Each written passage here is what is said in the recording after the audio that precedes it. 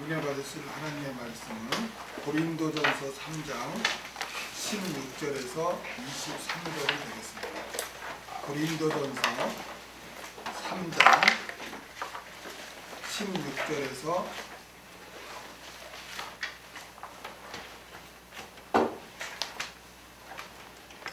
23절.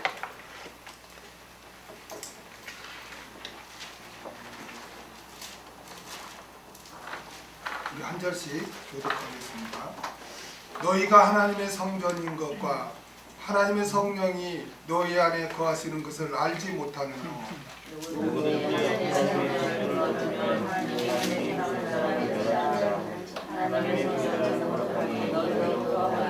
아무도 자기를 속이지 말라.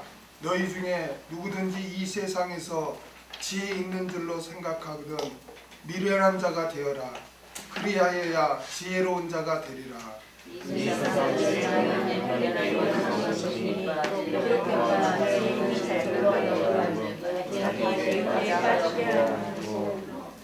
또 주께서 지혜 있는 자들의 생각을 헛것으로 하신다 하셨느니라.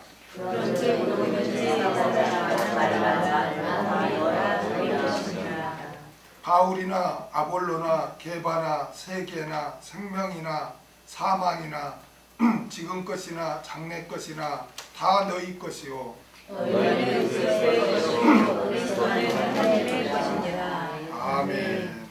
하나님께 속한 성도, 하나님께 속한 성도라는 제목으로 같이 말씀을 나누고자 합니다. 사도 바울은 세상 지혜의 어리석음을 증거한 후에 세상 지혜를 추구함으로 말미암아 이렇게 사람을 추종하는 그러한 일로서 교회가 분쟁하는 것이 얼마나 잘못된 것인가를 이렇게 책망합니다. 그래서 모든 성도는 결코 어떤 특정한 하나님의 일꾼에 속한 자가 아니라 오직 예수 그리스도 안에서 하나님께 속한 자들이라는 거예요. 그래서 사람에게 영광 돌리고 사람을 추종해서는 안 된다는 거예요. 오직 영광은 하나님께만 돌려야 된다는 것입니다. 자, 우리 오늘 본문은 물론 이 고린도전서가 굉장히 어려워요. 어렵지만 특별히 오늘 본문 같은 경우는 굉장히 또 어려운 부분이라서 자세히 설명하다 보면 아마 2주에 걸쳐서도 또 할 수 있을 것입니다. 우리 16절을 다 같이 읽겠습니다. 시작. 너희가 하나님의 성전인 것과 하나님의 성령이 너희 안에 거하시는 것을 알지 못하느냐. 아멘. 너희가 하나님의 성전인 것과 사도 바울은 너희가 하나님의 성전이라고 이렇게 증거하고 있습니다. 여러분, 하나님은 하나님의 그 속성은 무소부재하시죠. 하나님은 영이시기 때문에 무소부재하셔요. 그래서 어디에나 이렇게 계실 수 있어요. 하나님은.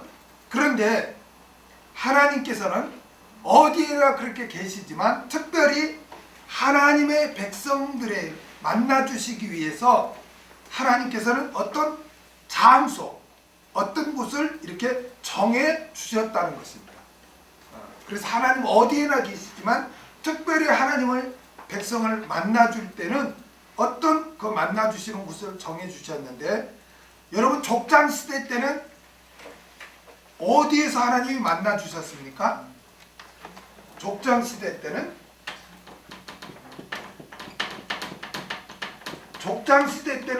단을 통해서 하나님이 만나 주셨습니다.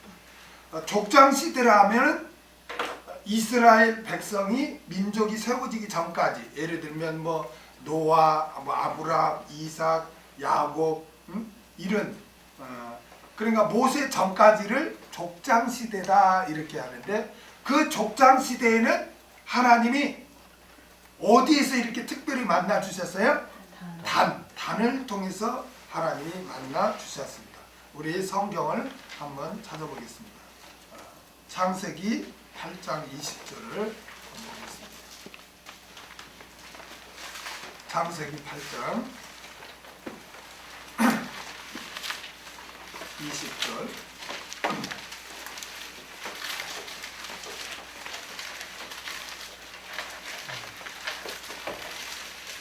우리 같이 읽겠습니다. 8장 20절 시작. 노아가 여호와를 위하여 단을 쌓고 모든 정결한 짐승 중에서와 모든 정결한 새 중에 취하여 번제로 단에 드렸더니 21절 상반대로 보면 여호와께서 그 향기를 향하시고 그랬죠. 그러니까 족장시대 때는 제단, 단을 통해서 하나님이 만나 주셨어요. 하나님의 백성이 단을 쌓고 거기에서 하나님을 경배하면 하나님이 그 장소에 나타나셔서 하나님이 교제를 하셨다는 거예요. 한 구절만 더 보겠습니다. 창세기 13장 18절을 한번 보겠습니다. 창세기 13장 18절. 창세기 13장 18절. 같이 읽을까요? 시작. 이에 아브라함이 장막을 옮겨 헤브론에 있는 마므레 상술이 숲에 이르러 거하며 거기서 여호와를 위하여 제단을 쌓았더라. 단을 쌓았더라. 그러니까 족장 시대 때는 단을 통해서 하나님이 만나 주셨어요. 그러면 오늘날에 그러면은 제단이 있습니까? 오늘날에도 그럼 제단을 이렇게 쌓고 하나님을 만날 수 있습니까? 없어요. 오늘날에 족장 시대 때는 하나님 그렇게 만나줬어요. 그런데 여러분 안타깝고 오늘날도 뭐 이렇게 기도 많이 하는 분들 가운데서 집에다가 뭐 제단을 쌓았다 하고 막 제단 쌓았다는 말은 많이 해요. 무슨 제단을 쌓고 나는 있다 이렇게 하는데 그건 신비주의예요. 그건 잘못된 성경을 그런 성경에 보니까 아브라함이 제단을 쌓고 만나줬는데요. 그건 족장 시대 때 그렇게 하나님 만나준 거예요. 지금은 족장 시대가 아니잖아요. 그렇죠? 지금 교회 시대잖아요. 그러니까 뭐 개인의 집에다가 무슨 꼭 무당처럼 무슨 단을 쌓아놓고 거기서 뭐 제단을 나는 해놓고 하나님을 뭐 저기 한다 뭐 한다 그건 잘못된 거예요. 성경을 잘못 해석한 거예요. 이게 족장 시대 때는 하나님이 제단을 통해서 만나줬어요. 그 다음에 어떤 시대로 갑니까? 그 다음에는 광야 시대에 가요. 광야 시대.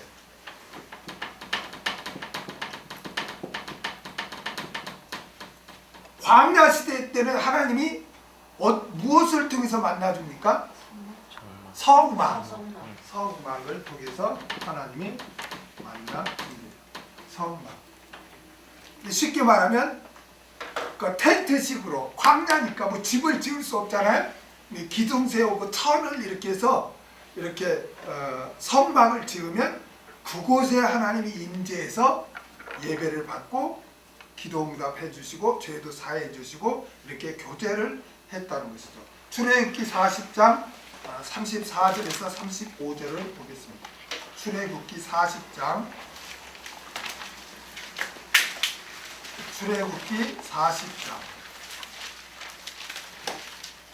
34절에서 35절.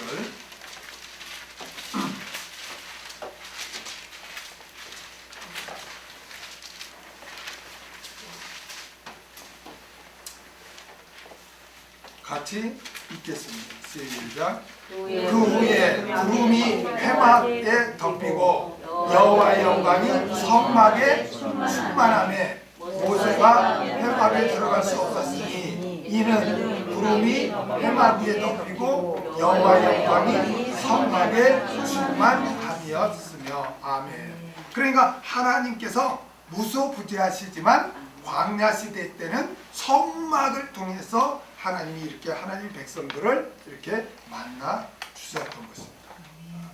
그러면 자 광야 시대 다음에는 어떤 시대가 됩니까? 예? 예? 교회 시대 또 예? 무슨 시대가 돼요? 광야 다음에 뭐예요?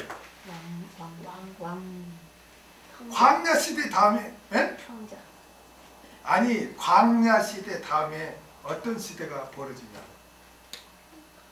광야 시대 다음에 이런 광야에서 쑥 40년 또 옮겨 다니다 어디에 들어가요? 어디에 들어가? 가나안. 왜 오늘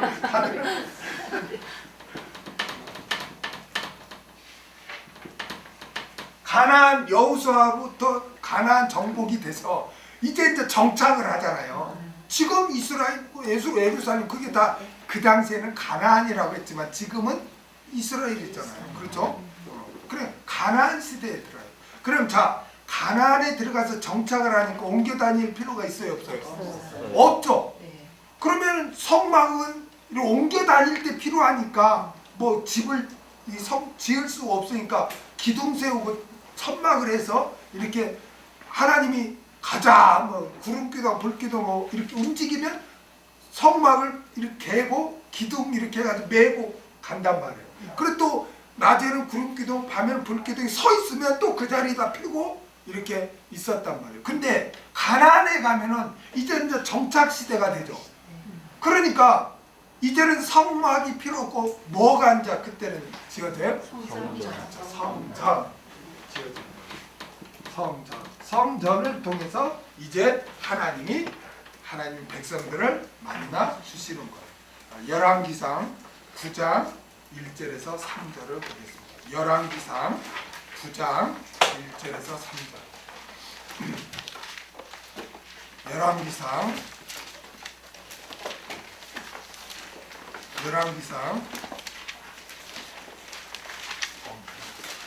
9장 오늘 처음 보셨는데 그냥 성경 찾고 막 정신없죠? 처음에는 다 이해합니다. 열왕기상 9장 1절에서 3절 우리 다 같이 한번 읽겠습니다. 시작.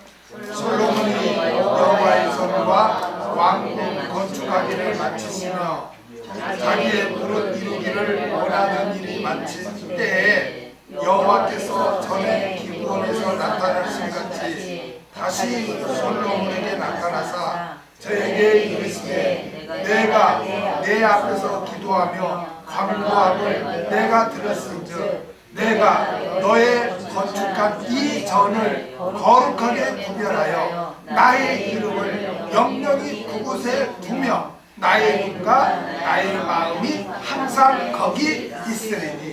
아멘. 이제는 성전을 통해서 하나님이 하나님의 백성과 함께 해 주셨습니다. 자, 그 다음에는 어떤 시대가 됩니까? 교회 시대. 또 교회 시대 전에 어떤 시대가 있죠? 사도시대가 교회 시대죠. 어떤 시대가 있어요?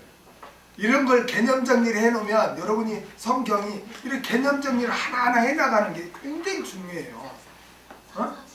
사사시대 때는 이게 가나안 사사시대가 있었죠.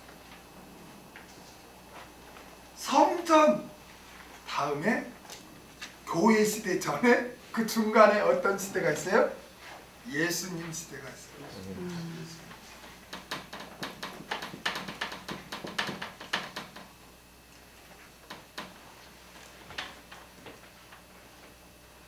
하나님이 어떻게 누구를 통해서 만나요? 예수님을 통해서 만나는 거예요. 그렇죠? 자, 들어보세요. 성전을 지었어요. 여러분 이제 그 성전도 한번 짧게 내가 설명할 테니까 잘 정리하세요. 솔로몬이 지은 성전을 솔로몬 성전이라고 해요. 누구 성전? 솔로몬 성전. 자, 예수님이 오셨을 때는 이미 성전의 기능이 다 완전히 기능을 할 수 없는 그런 시대가 돼요. 성전의 기능. 왜냐하면 자 솔로몬 시대가 아수르와 바벨론에서 포로가 되면서 다 망해요. 파괴가 돼요. 그런데 70년 후 포로 후에 누가 돌아와요? 수룹바벨이 돌아와요. 예스라 선지자는 율법 중심으로 우리가 왜 포로가 되었는가? 우리가 말씀을 잊어서 그렇다. 말씀에 불순종해서 우리가 포로가 되었다. 그래서 에스라 선지자는 말씀을 율법을 강조를 해요. 우리가 회복해야 된다. 그리고 또 한 가지가 뭐냐면 우리가 성전 중심에서 우리가 그걸 제대로 못했기 때문에 우리가 포로가 되었다. 그래서 우리가 다시 온전해지기 위해서는 성전 중심의 생활을 해야 된다. 그래서 성전을 재건한 그때 재건한 사람이 누구냐면 수룹바벨. 그래서 그 성전을 수룹바벨 성전이다. 이게 솔로몬 성전과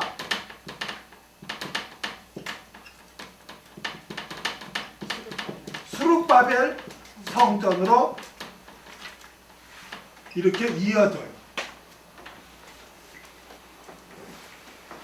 그리고 이게 율법, 성전 또 하나가 뭐가 있겠어요? 우리가 성민 사상이 없었다. 그래서 우리는 하나님의 백성이다. 이걸 강조를 해요. 그래서 성민, 율법, 성전을 포로 이후에 그들이 강조를 하는 거예요. 그래서 70년 포로에서 돌아와서 수룹바벨 제사장을 통해서 이 수룹 재건되는 게 수룹바벨 성전이에요. 그런데 이 수룹바벨 성전도 완전히 또 망가지죠. 누구한테 망가져요? 로마한테 완전히 또 망가져요. 무너져요. 그리고 로마의 식민지가 된 후에 유대인이 아닌 그 당시에는 이제 이스라엘을 어떻게 하냐면은 로마가 식민지 하는데 전체를 로마가 이스라엘을 식민지 하는 게 아니라 이렇게 지역마다 나누어요. 우리나라 말하는 경상도, 전라도, 충청도 이렇게 나누어 지역을 나눠서 분봉왕을 세워요. 분봉왕을 세우고 그 중에 하나를 로마가 직접 다스리는데 그걸 총독이라고 그래요. 총독. 그 빌라도 총독이 그래서 나오는. 그래서 어느 한 요새는 로마가 직접 총독 군사를 두고 이제 식민지를 해요. 그러니까 그 왕 중에 이방인이 왕이 되었는데 로마한테 잘 보여가지고 유대인이 아닌데도 왕이 된 사람이 누구냐면 헤롯이라고 해요. 헤롯이 그 유대 지역의 왕이 되니까 자기가 유대인이 아니잖아요. 그러니까 막 반발이 있고 무슨 이방인이 우리 왕이냐고 막 대들 거 아니에요.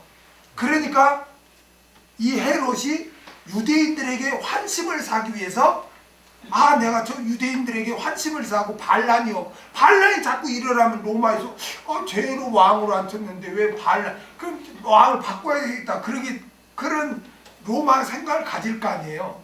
그러니까 자기 안전을 위해서 어떻게 하면 유대인들에게 환심을 사고 저들이 반발을 하지 않을까 생각하다 고안해낸 게 무너진 성전을 내가 지어주면 되겠다 해가지고 헤롯이 대대적으로 약 한 64년에 걸쳐서 성전을 지어요. 근데 그때 이제 주님이 완공되기 전에 막 성전이 지어질 때 예수님이 오시는 거예요. 그래서 성전은 솔로몬 성전, 수룹바벨 성전, 예수님이 오셨을 때는 헤롯 성전 이렇게 되는 거예요. 자, 성전은 하나님이 계시면서 만나주는 곳이죠. 그런데 저들은 완전히 성전이 완전 타락을 해버렸어요. 죄가 가득하게 되었어요. 그래서 저들은 막 그 성전에서 이렇게 돈도 환전하면서 막 부당이익을 취하고 짐승을 막 가축 시장에 짐승을 통해서 막 장사를 하고 그랬단 말이에요. 그러니까 예수님이 오셔서 성전을 막 상을 얻고 짐승을 내쫓고 막 그랬잖아요. 그러니까 그들은 성전의 기능이 없어요. 하나님이 계실 수가 없어요. 타락해서.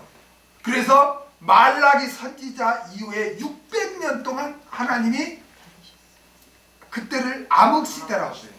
하나님이 아무 계시도 않고 나타나지도 않아. 왜? 타락해서. 그래서 600년이 지난 다음에 주님이 오시기 전에 침례 요한을 보내서 주의 길을 예비하게 되는 거예요. 그래서 예수님이 이제 자신의 몸을 성전 삼고 오셔요. 그래서 예수님께서 하나님의 백성을 만나 주시는 거예요. 그래서 예수님을 이름을 뭐라고도 하냐면 임마누엘이라고요. 마태복음 1장 23절을 한번 보겠습니다. 마태복음 1장 23절. 예수님의 이름을 또 뭐라고도 하는가? 마태복음 1장 23절 다 같이 읽겠습니다. 시작. 보라, 처녀가 잉태하여 아들을 낳을 것이요 그 이름은 임마누엘이라 하리라 하셨으니 이를 번역한즉 하나님이 우리와 함께 계시다 합니다. 아멘. 이게 임마누엘이란 말은 하나님이 우리와 함께 계시다는 거예요. 그러니까 예수님이 자신이 성전이 되어서 오셨기 때문에 하나님의 백성과 함께 할 수 있는 거죠. 그렇죠? 그래서 예수님이 이제 자신의 몸이 성전임을 말씀하시죠. 요한복음 2장 19절에서 21절. 자신의 몸이 바로 성전임을 말합니다. 요한복음 2장 19절에서 21절을 보겠습니다. 요한복음 2장 19절에서 21절 다 같이 읽겠습니다. 시작. 예수께서 대답하여 가라사대 너희가 이 성전을 헐라 내가 사흘 동안에 일으키리라. 유대인들이 가로되 이 성전은 46년 동안에 지었거늘 내가 3일 동안에 일으키겠느냐 하더라. 그러나 예수는 성전된 자기 육체를 가리켜 말씀하신 것이다. 아멘. 그러니까 예수님 시대에는 예수님의 자신이 바로 성전이란 말이에요. 여러분 보세요. 이 당시 헤롯 정선 예수님 왔을 때 헤롯 그 성전이 몇 년 동안 지었다는 거예요? 46년. 이게 64년이니까 앞으로도 나중에 보면 64년에 완공되니까 이 당시가 지금 성전을 막 이렇게 짓고 있는 때가 46년째란 말이에요. 이게 자신들은 성전을 지금 40년 동안 지어도 완공을 못했는데 뭐 자기가 이 성전을 헐라 사흘 만에 다시 세우겠다니까 저게 말이 되냐? 유대인들이 하니까 예수님이 사도 요한이 그걸 해석하기를 예수님이 그렇게 말씀하신 것은 자신의 육체에 대해서 말씀하신 것이라 이렇게 설명을 기록한 거죠. 그리고 예수님이 자신이 죽으셨다 사흘 만에 부활하잖아요. 그걸 지금 예수님이 말씀하신 거죠. 그래서 예수님 시대에는 하나님이 누구를 통해서 만나요? 예수님을 통해서 우리가 만난 거죠. 그렇죠? 예수님이 직접 찾아오셔서 자신의 몸을 성전 삼고 이렇게 만나주신 거예요. 그 다음에 자 예수님 시대 다음에는 교회 시대. 어떤 시대예요? 성령. 네? 교회 시대. 교회 시대죠. 그렇죠? 그래 초대교회부터 지금까지 종말까지 교회 시대죠. 교회 시대.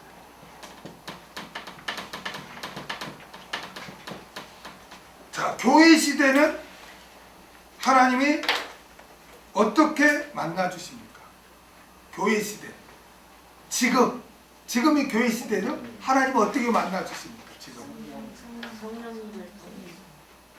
성령님을 통해 또 만나 주시는 곳 장소가 어디입니까? 우리 성도. 네? 응? 성도의 성도의 몸. 자, 성전 대신 예수님께서 구속사를 마치시고 부활 승천하신 후에 자신과 똑같은 보혜사를 보내주셨죠. 그렇죠. 성령님이죠. 성령님을 보내주셨는데 그 성령님께서는 어떤 눈에 보이는 건물에 거할 수가 없잖아요. 그렇죠.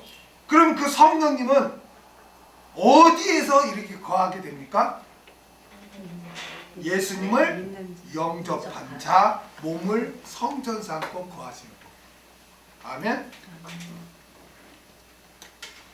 고린도전서 6장 19절을 한번 보겠습니다. 고린도전서 6장 19절.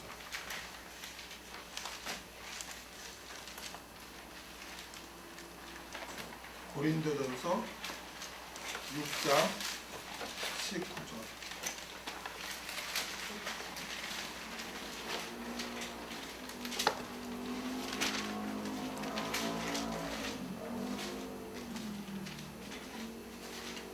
같이 읽겠습니다. 시작. 성령의 전인 줄 알지 못하느냐? 너희는 너희 것이 아니라. 아멘. 이제는 교회 시대 때는 성도의 몸이죠. 몸을 성도에 삼고 성령님이 내주하고 계십니다. 한 구절만 더 볼까요? 요한일서 4장 13절. 요한일서 4장 13절.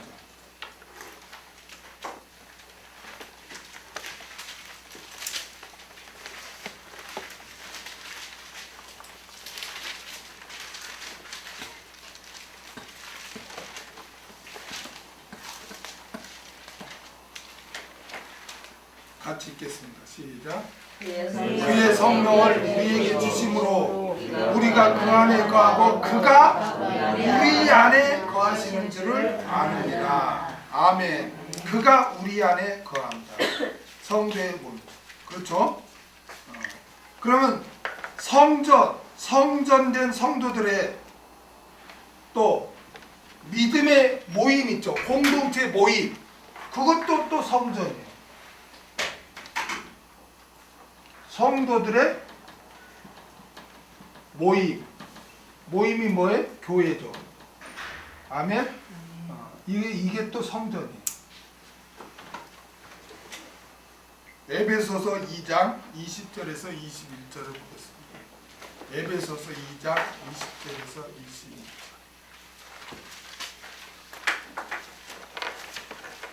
에베소서 2장 20절에서 22절.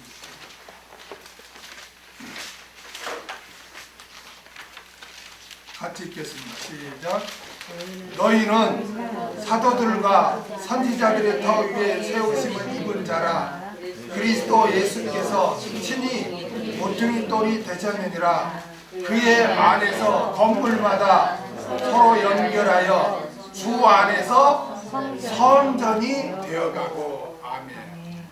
그러니까 오늘날의 성전은 우리 성도들의 몸이고, 그리고 또 우리 성도들의 몸인 우리들의 모임이 바로 또 하나님의 성전이 되는 거예요. 아멘. 그러니까 성전은 들어보세요. 수원성경교회 이 건물이 성전이 아니에요. 우리 성도들의 모임인 이 수원성경교회가 성전이지, 이게 건물이 성전이 아니에요. 여러분, 그걸 혼돈하면 안 돼요. 많은 사람들이 성도들의 모임과 이 교회 건물을 똑같이 보거나 혼돈해가지고 교회 건물을 성전이라고 자꾸 말하는데 아니에요. 우리들이, 예를 들어서 우리들이 믿는 형제들이 저번에 이제 우리 지효 아빠랑 세린이 그 이사 집에 가서 이제 이사 예배를 드렸단 말이에요. 그러면은 그곳이 우리 모임이, 우리 성도들의 모임이니까 그것이 또 교회란 말이에요. 그러니까 교회란 거는 건물 그 자체가 아니고 우리 성전된 몸인 우리들의 모임이 바로 성전이라는 거예요. 그렇죠. 이게 어떤 이렇게 건물 이 자체가 아니에요. 그러니까 막 어떤 분들은 이렇게 지어진 막 탁이 지어진 화력이 지어진 성전을 막 어떤 분은 막 강대상도 막 무서워하고 그래서 대형교회에서는 막 강대상도 아무나 올라가서 막 닦고 그러지도 못하고 정해준 사람만 그것도 목욕 예비하고 하자고 막 와서 올라와서 닦고 막 그러는데 물론 이렇게 그 예배당을 이렇게 귀하게 여기는 좋지만은 성전 대하듯이 하면 안 돼요. 성전 대하듯이. 그래서 하도 그걸 말씀으로 가르쳐 그렇게 하지 마라. 우리들이 귀한 거다. 우리들의 모임이 성전이고 우리 각자가 성전이다. 이렇게 가르치는데도 교회 다니는 사람들 눈에 보이는 현상이 너무나 약해요. 그러니까 이렇게 예배당 건물이나 이런 거를 막 신성시 한다고요. 그러니까 어떤 목사님 그랬다잖아요. 너무 그렇게 가르쳐도 안 되니까 그냥 이 앞에 탁자를 갖다 놓고 누워서 말씀을 증거했다잖아요. 누워서 하도 이거를 막 신성시 하니까 이거가 중요한 게 아니고 우리 각자가 중요하고 우리들의 모임이 중요한 거다. 그러니까 형제를 사랑해야 되고 섬겨야 되고 하는 거예요. 자꾸 눈에 보이는 이 건물이 중요한 게 아니에요. 아멘? 그래서 성전이라는 건 뭐냐면은 1차적으로 예수님을 영접한 자들의 몸이 성전이고 그 성전된 몸들이 모이는 것이 바로 또 성전이란 말이에요. 아멘? 근데 모이니까 예배당에서 모이니까 이 예배당이 성전 아닙니까? 이렇게 이게 참 또 혼돈해서는 안 된다는 거예요. 아멘? 그러니까 우리가 여기서 예배를 안 드리고 어디 누구네 가정에 가서 우리가 오늘 주일 예배를 들으면 그곳이 성전이란 말이에요. 우리들의 모임이 성전이니까. 이해가 되죠? 이거를 모르니까 어떤 분들은 그냥 어디를 가도 꼭 그리 와서 예배를 드려야 된다 이렇게 주장을 해요. 이게 굉장히 예민한 부분이에요. 아니 거기 갔으면 거기 가서 예배를 드려야지. 그렇게 설교를 해놓고 그럼 자기네들은 왜 그럼 성교행 가서 주일에 안 돌아와? 그럼 왜 거기서 예배를 드려? 주일이라고? 아니 그렇게 강조를 하면 이게 성전이니까 다른 데서 예배 드리면 안 되고 반드시 이곳에서 예배 드려야 한다고 강조를 한다면 성교행 가서 주일날 되면 빨리 돌아와야지. 비행기 타고 또 가든 한이 있어도. 근데 안 돌아오고 거기서 그냥 예배 드리고 또 여행한단 말이에요. 그런 게 어디가 있어요. 그러니까 이 장소, 눈에 보이는 건물 이게 성전이 아니라는 걸 꼭 기억하세요. 아멘? 성전이란 거, 오늘날 성전이란 거는 우리 몸이 성령님이 거주하시고 우리의 모임, 성도의 교제가 바로 성전이라는 거예요. 그래서 우리는 서로 이렇게 모여서 서로 권면하고 서로 사랑하고 섬겨야 되는 거예요. 왜냐하면 성전이니까. 아멘? 그래서 너희가 하나님의 성전인 것과 성전에 대해서 어떻게 정리가 됐습니까? 그 다음에 그래서 우리 성도들의 모임이 바로 성전이다. 또 그래서 주님이 뭐라고 했어요? 주님이 교회를 말씀하시면서 두세 사람이 내 이름으로 모인 곳에 나도 그들 중에 있느니라 그랬어요. 왜냐하면 성전이니까, 모임이 성전이니까. 마태복음 18장 20절을 한번 보겠습니다. 마태복음 18장 20절.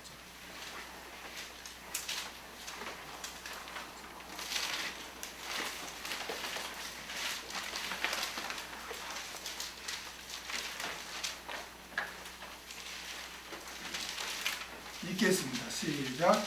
내 이름으로 모인 곳에 나도 그들 중에 있느니라. 아멘.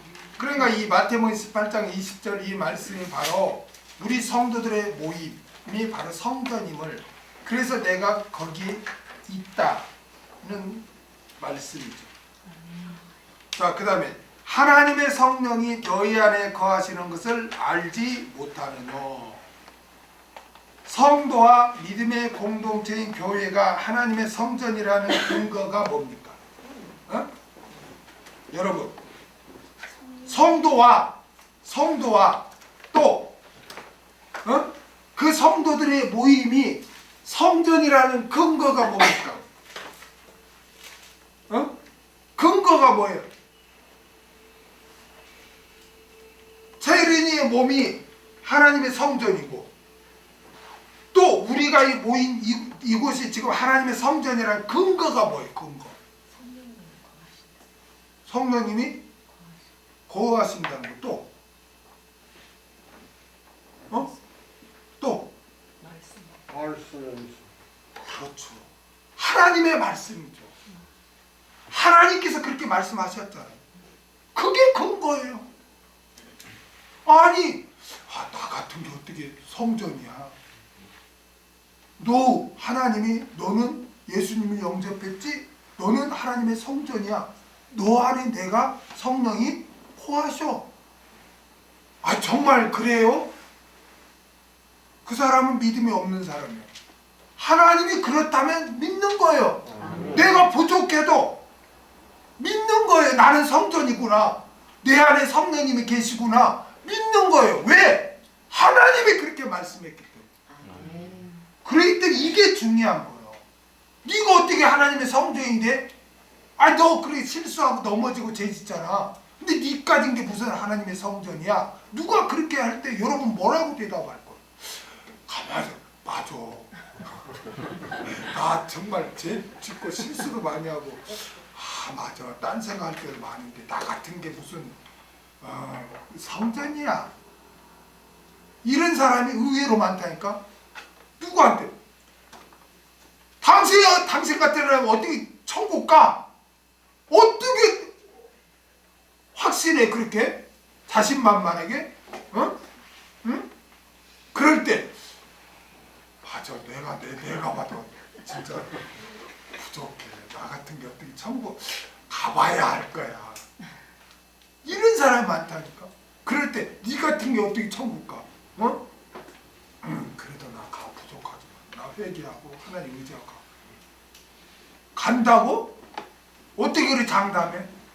하나님께서 그렇게 말씀하셨어요. 아멘.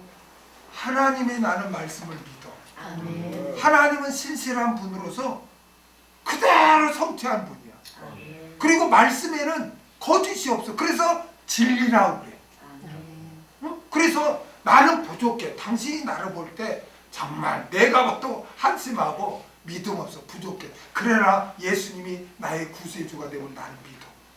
그리고 정말 나는 네가 6일 동안 죄짓다가 주일날 가서 회개합니다 하고 그 얌체같이 사니? 그러려면 나는 그런 예수 안 믿어. 너는 그러지만 나는 믿어. 그래도 그래서 내가 염치가 없이 나 신앙생활해. 그래서 하나님의 은혜야. 나 같은 것을 그래도 버리지 않고 그렇게 해주고 난 너무 감사해. 그 염치가 없어. 그래서 회개해. 그러고 살아. 그래, 난 부족한 사람이야. 근데 이런 나를 주님이 천국으로 인도한다고 말씀하셨기 때문에, 영생이 있다고 말씀하셨기 때문에 나는 그 말씀을 믿어. 이게 신앙이에요. 신앙이란 거는 감정에 의해서 하는 게 아니에요. 참된 믿음은 하나님의 말씀을 믿는 거예요. 우리 믿음의 선진들이 환경적으로 보면 도저히 인간의 생각으로 믿을 수 없는 그런 환경 가운데서도 그들은 하나님의 말씀을 믿었어요. 사람들은 내가 아까 그랬죠. 자꾸 눈에 보이는 현상, 이런 거에 너무나 막 흔들린다고. 그러나 믿음의 선진들은 눈에 보이는 현상에 휘둘리지 아니하고 하나님의 말씀만을 믿었어요. 아멘. 우리는 그런 믿음의 선진들을 본받아야죠. 아멘. 한번 보겠습니다. 로마서 4장 19절에서 22절을 보세요. 로마서 4장 19절에서 22절. 로마서 4장 19절에서 22절 다 같이 읽겠습니다.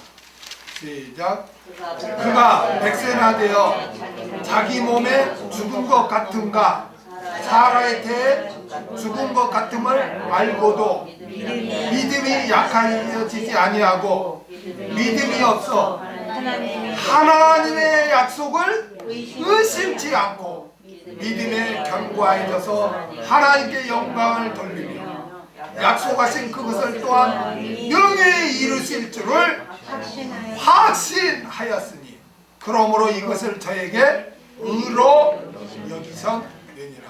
아멘. 여기 보면 약속을 계속 강조하고 있어요.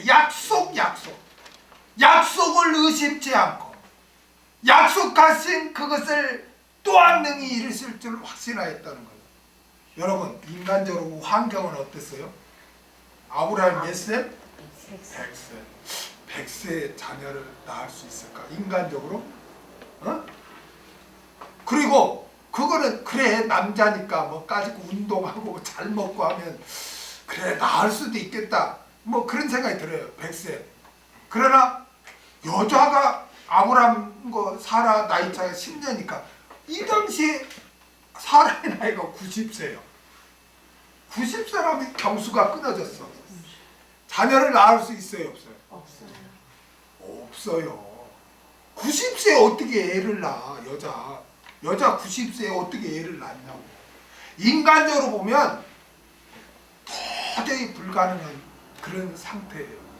아멘? 그런데 그런 누가 봐도 의사 누가 봐서도 우리 이제 올해 애 낳을 건 우리 낳으려고 계획을 세웠습니다. 그러면 의사가 뭐라 할까? 산부인과 의사가 와서 100세하고 90세 할아버지 할머니가 와서 우리 올해 얘를 낳을 예정입니다. 그래서 진찰 받으러 왔습니다. 그럴 때 의사가 뭐라고 할까? 아니 노망 들으셨나?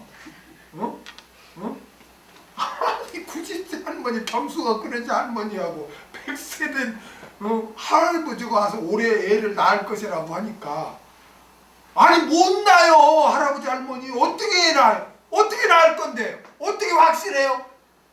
아브라함과 사라 그러는 거예요. 하나님께서 주시겠다고 약속했습니다. 그래서 나는 그 약속을 믿습니다. 그게 믿음이라는 거예요. 그래서 100세에 낳았잖아요. 여러분 입장이 바꿔 생각해 보세요. 여러분 100세가 되고 아내는 90세가 됐어. 내가 너에게 아들을 줄 거야. 그 말씀 믿을 수 있겠어요? 그래 안 그래요? 근데 인간적으로는 안 됩니다. 그러나 나는 하나님의 말씀은 반드시 하나님은 신실하기 때문에 100% 성취되기 때문에 나는 믿습니다. 믿었다는 거예요. 그래 하나님이 의로 여겼다. 인정해 주었다는 거 아니에요. 그 믿음. 사도행전 27장 25절을 사도행전 27장 25절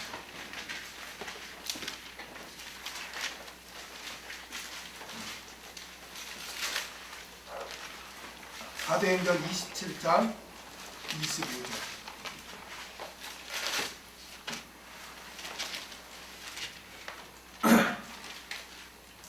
읽겠습니다. 시작. 그러므로 여러분이여 안심하라. 나는 내게 말씀하신 그대로 되리라고 하나님을 믿노라. 아멘. 여러분 지금 사도 바울이 이 고백을 하는 그 장소가 어디입니까? 어느 때입니까? 이때가? 유라굴라 풍랑을 만나가지고 배가 막 파손되고 사흘 동안 지금 아무것도 먹지 못하고 여러분 바다에서 저수지가 아니에요. 바다에서는 그 온도가 얼마나 차가운데요. 다 죽는다고 이제 살 소망이 없다고 막 그러죠. 이 20절에 보니까 여러 날 동안 해와 별이 보이지 아니하고 큰 풍랑이 그대로 있으면 구원의 여망이 다 없어졌다. 이제 다 다 죽었다 그렇게 생각해. 근데 그 밤에 사도 바울은 하나님께 기도했어요. 하나님 살려주세요. 나 땅 끝까지 복음을 증거해야 되는데, 나 로마도 가야 되는데 여기서 죽으면 어떻습니까? 그렇게 하니까 23절에 보니까 24절 나의 속한 바고 나의 성기는 하나님의 사자가 어젯밤에 내 곁에 서서 말하되 바울아 두려워 말라 내가 가이사 앞에 서야 하겠고 또 하나님께서 너와 함께 행선하는 자를 다 내게 주셨다 하였으니. 지금 뭐 누가 구원으로 이렇게 구해주러 오는 뭐 배가 오는 것도 아니에요. 지금 파산됐어? 여러분 집에서 사흘 동안 안 먹고 있어 보세요. 아니 편안한 집에서 이불 깔아놓고 누워서 아무것도 안 먹고 누워 있어 보세요. 어때요? 어때요? 나라가 없어요. 다 죽을 것 같죠? 그렇죠? 편안한 곳에 누워 있어도. 그런데 지금 배가 파선해서 막 물 위에 둥둥 떠 있는 거예요. 기력이 없는 거예요. 그냥 무슨 부서진 조각 잡고 지금 우리 다 죽었다 그러는데 바울은 그런 환경에서 여러분 안심하라. 어젯밤에 주님께서 나에게 말씀하셨다. 네가 바울 그 로마 가이사 앞에 서야 하겠고 너 죽지 않는다. 그리고 너와 함께한 사람들 다 너에게 맡겼다는 건 뭐예요? 네가 죽지 않으니까 다 산다는 거 아닙니까? 환경은 지금 다 죽게 생겼는데 거기서 외치는 거예요. 바울이 뭐라고 외칩니까? 여러분이 안심하라. 나는 내게 말씀하신 그대로 되리라고 하나님을 믿노라. 아멘. 말씀을 믿은 거예요. 말씀을. 환경이 그렇게 악조건인데도 환경을 보지 않고 말씀을 믿어요. 하나님이 그걸 인정하는 거예요. 여러분 하나님이 인정하는 믿음은요. 말씀을 믿는 믿음이에요. 아멘. 마태복음 8장 5절에서 10절 보세요. 하나님이 칭찬하는 믿음이 어떤 믿음인가? 마태복음 8장 5절에서 10절.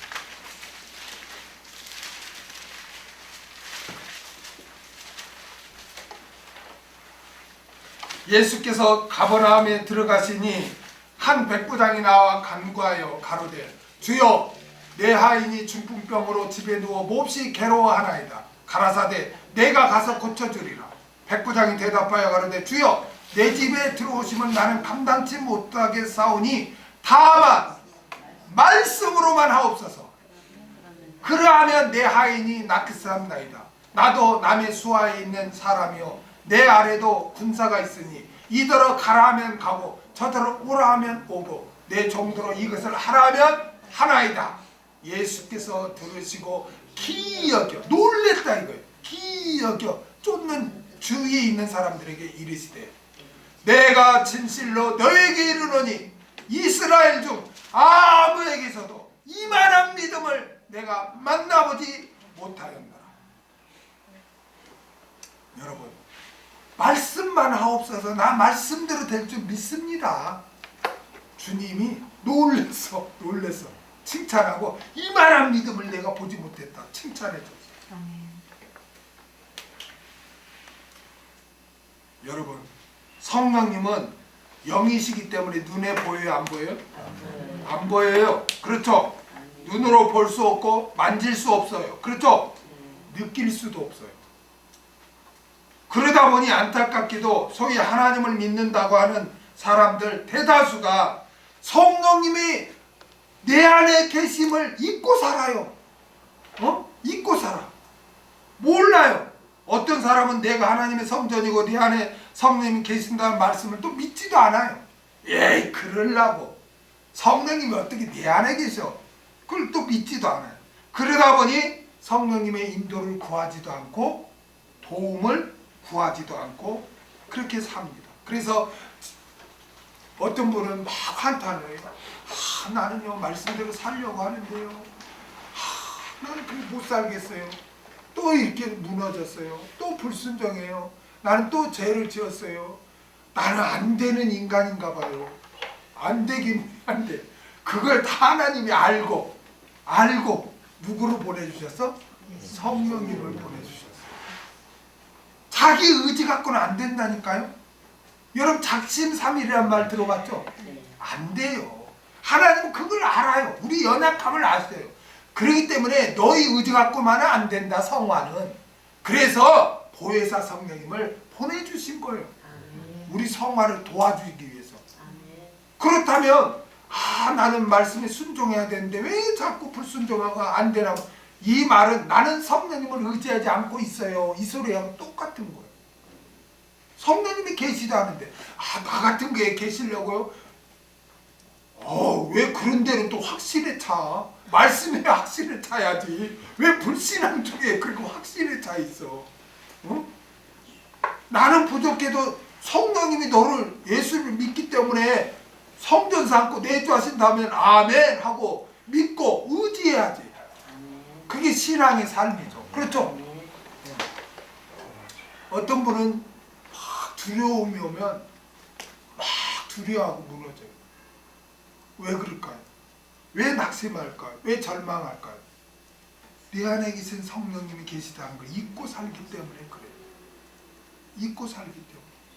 문제가 수없이 와요. 그러나 두려워하지 마세요. 다 우리를 연단하고 깨뜨리고 다 훈련시키고 또 저 하늘나라에 영광과 상급을 주기 위해서 하나님은 그래요. 저도 요즘 기도하면서 그래요. 나야 많이 깨져야 되고 더 하나님만 의지해야 되고 나는 부족함을 더없이 수없이 깨닫고 정말 나 같은 자는 정말 먼지밖에 안 되는구나. 나는 하나님 없으면 안 되는구나. 그런 걸 깨달아요. 왜냐? 뭐 장모님도 아프시고 자식도 뭐 그렇고 뭐 여러 가지 문제들이 이렇게 수없이 다가오지만 그 환경을 저는 보지 않습니다. 그 환경 가운데서 왜 하나님이 나에게 이러한 연단을 하시는가? 더 교만하지 않고 더 낮아지고 더 주님만 의지하라고 나를 더 성화시키려고 하나님이 그렇게 하시는 거예요. 그럼 내가 깨야지. 내가 부족한 게 뭐지? 내가 하나님 마음 섭섭한 게 뭐지? 이런 걸 생각하고 회개하고 기도하며 말씀 붙잡고 연구하고 그렇게 시간을 보내는 거예요. 제가 지난주에도 말씀했지만 우리는 천국을 향해서 선을 긋고 가는 자들이에요. 이 점들이 모여서 선이 그어지는 거예요. 우리에게 일어나는 무수한 일들은 점에 불과하는 거예요. 절대로 우리는 좌절시킬 수 없어요. 우리는 그러한 선들을 통해서 우리는 천국으로 향해 가는 줄로 믿습니다.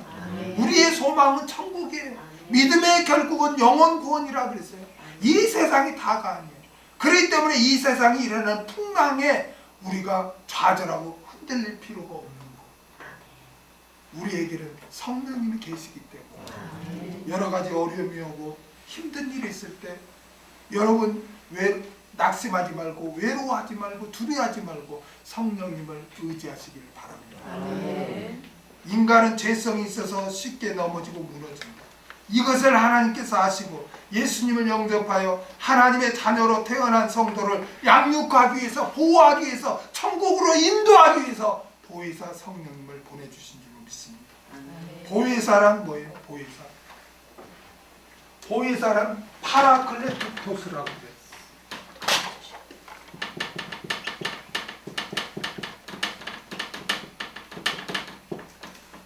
돕기 위해 오신 분, 도와주기 위해 오신 분이 성령님을 보혜사라고 합니다. 저와 여러분을 돕기 위해서 성령님이 오셨다는 거예요. 믿습니까? 그런데 나를 돕기 위해 오셨는데 저와 여러분이 도움을 구하지 않으면 우리 성령님은 어떻겠어요? 얼마나 뻘쭘하시겠어. 아니 예를 들어 내가 김인경 수사님 신방을 갔는데 김인경 수사님이 본체만체도 안 해. 본체만체도 안 해. 뭐 여기 이거 앉으시라 뭐 기도해달라 이런 말도 않고 그냥 설거지하고 그냥 인사도 않고 그냥 설거지하고 하면 내가 어떻겠어? 얼마나 뻘쭘하겠어. 와가지고 차라리 안 왔더라면 차라리 여기 없었더라면 그런 생각 가질 거 아니에요. 어? 나를 인식하지 않고 보고 왔나고 다 그러고 또 설거지하고 막으면 이제 설거지 끝나면 이제 이제 예배 드리려나? 그리고 이제 소파에 이렇게 앉아 있는데 설거지 끝나더만 무슨 화장실 가서 청소한다 또 하고 있어. 그러면 뻘쭘이야 안 뻘쭘해? 얼마나 뻘쭘하실까? 그래서 똑같은 거예요. 성령님이 도와주기 위해서 할수 막 힘들어. 그래 나를 의뢰하기를 원하는데 본체만 채. 그래 자기가 막 괴로워하고 막 애쓰고 있어. 그러면 성령님이 얼마나 뻘쭘하겠냐. 우리를 돕기 위해 오셨는데 안타까운 거예요. 얼마나 성령님께서 어색하고 안타깝겠습니까? 그래서 사도 바울은 그 하나님의 심정으로 너희가 하나님의 성전인 것과 하나님의 성령이 너희 안에 거하시는 것을 알지 못하느냐 라고 외치면서 책망한 거예요. 알지 못하느냐. 여러분 어떻게 알 수 있습니까? 어떻게 알 수 있어요? 말씀을 통해서. 아멘? 말씀을 통해서 알 수 있는 거예요. 여러분 신앙생활은요 계시적인 신앙생활과 감정적인 신앙생활이 있습니다. 감정적인 신앙생활은 어떤 감정이나 느낌이나 환경을 통해서 이렇게 신앙생활을 하는 걸 감정적인 신앙생활이에요. 그래서 목회자 근데 이 감정적인 신앙생활이 굉장히 영향력이 있습니다. 그래서 교회에서 자꾸 이렇게 감동을 준다는 미명하에 감정을 막 자극합니다. 그래서 막 밴드를 갖다 놓고 막 쿵깍쿵깍 이 악기 중에 있잖아요. 드럼하고 있잖아요. 이 베이스 있잖아요. 쿵깍쿵깍 이게 사람을 막 울리는 거예요. 그래서 옛날에 지금도 무당들이 막 징을 치고 막 북을 치잖아요. 이 감정을 정신을 빼놓는 거야. 막 무당이. 그거와 똑같은 거예요. 막 감정을. 교회가 뭐 쇼다닙니까? 아니 찬양 준비하는데 대형교회 보면 남자 꼭 그 제비족 같은 거 하나 세우고 옆에 미니스커트 입고 여자들 쫙 여자들만 세우던가 남자들만 세우던가 해야지. 여자 세워놓고 미니스커트 그냥 강대상에서 미니스커트 쫙 써가지고 자기는 어떤 찬양 부르면서 막 울어요. 감정에 취해가지고. 그게 뭐 주님 사랑합니다. 그게 주님 사랑하는 거예요. 감정으로 막 치요. 어떨 막 기도를 막 불러불러 있고 방언도 그것도 다 감정으로 그렇게 하는 거예요. 목사가 막 음성을 막 이렇게 만들어서 하는 거 그것도 다 웅변도요. 그것도 감정에 자극하는 거예요. 그래야 성도들은 굉장히 영향을 받거든요. 그러나 진짜 이 성경을 펴놓고 오늘 뭐 원어가 말씀을 어떻고 몇 절을 찾아봅시다. 이거는 정말 따분하고 무슨 느낌도 없고 감정도 없어요. 그냥 어렵기만 하고. 그러니까 그렇게 하면 그냥 성도들이 다 자. 그리고 저게 무슨 말이단가 하고 못 받아들여요. 그러니까 주의를 안고 그냥 설교를 해버리는 거예요. 20분, 30분 설교를 해버려요. 신앙생활은 감정적인 신앙생활을 하면 안 돼요. 그거는요 믿음이 좋은 것 같아도요 문제 있고 환경이 어렵고 그럼 다 무너져 버려요. 그러나 계시적인 신앙생활은 아무 느낌도 없어요. 환경이 어려워요. 그래도 하나님 말씀만을 믿는 거예요. 이러한 자들은 어떤 핍박과 어떤 유혹 앞에서도 믿음이 흔들리지 않아요. 그래서 계시적인 신앙생활을 해야 되는 거예요. 하나님의 말씀을 굳게 믿고 의지하고 순종하며 신앙생활을 해야 돼요. 눈에 보이는 환경이 어떠하든 내 감정이 어떠하든 하나님의 말씀을 그대로 믿고 그 말씀의 지배를 받아야 돼요. 그래서 제가 여러분의 눈에 시간이 있을 때마다 말씀을 묵상하고 또 지금은 유튜브에 올라가니까 시간 있는 날 우리 평일날 수요예배도 안 드리고 하니까 유튜브 방송을 틀어놓고 다시 한번 주일 말씀을 듣고 이렇게 하면 말씀의 지배를 받으면 그 전에는 집안의 일, 직장일, 사업장일 여러 가지 일 때문에 막 고민하고 그게 나도 모르게 그게 나를 지배하고 있는데 말씀을 묵상하는 말씀을 들으면 그런 것들이 다 사라지는 거예요. 그래서 말씀의 지배를 받으면 그래 맞아 죽기까지 더하냐 하나님은 살아계시지 성령님이 역사하지 맞아 우리는 천국을 향해서 가지 이까지 문제는 점에 불과하다. 그러면은 그런 문제에 두려워하거나 걱정하지 않는 거죠. 말씀이 딱 지배받아 담대함이 쓰는 거예요. 그래서 계시적인 신앙생활, 말씀 중심의 신앙생활을 해야 되는 줄로 믿습니다. 아멘. 오늘 말씀에 너희는 하나님의 성전이고 너희 안에 성령님이 내주하고 계신다고 말씀하셨으면 우리는 그대로 믿는 것입니다. 아멘. 따라서 합시다. 나는 하나님의 성전이다. 내 안에는 성령님이 내주하고 계신다. 아멘. 이걸 믿으시기 바랍니다. 감정으로 환경으로 느끼려고 하지 마세요. 말씀이 그렇다면 아멘으로 받아들이시기를 바랍니다. 이것이 계시적인 신앙이며 참된 믿음인 줄로 믿습니다. 여러분은 여러분의 자신이 또 우리 교회가 하나님의 성전임을 믿습니까? 성령님이 여러분의 몸을 성전 삼고 내주하고 계시며 주님의 몸된 교회를 성전 삼고 내주하고 계심을 믿습니까? 그렇다면 성령님의 인도하심을 받으시고 성령님의 도우심을 받으시길 주의 이름으로 부탁드립니다.